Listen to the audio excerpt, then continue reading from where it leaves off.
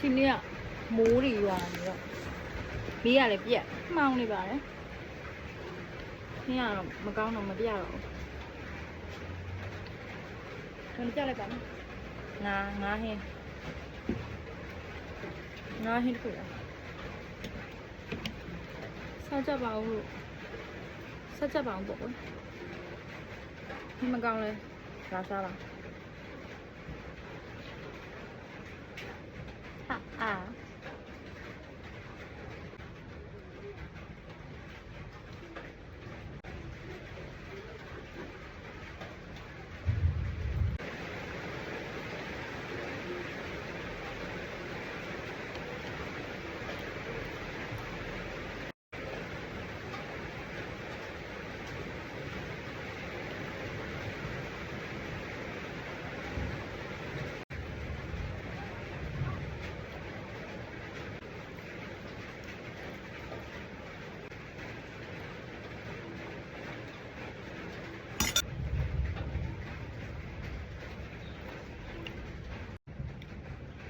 ငါးလေးကိုစားပရိုတင်းတဲ့ကျွဲဝအောင်ငါးစားပေးပါ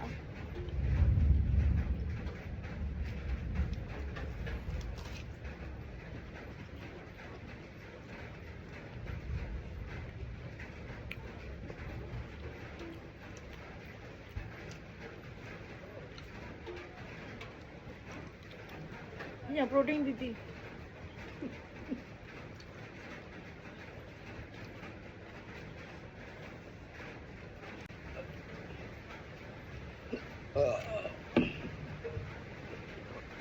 Nhìn khu quả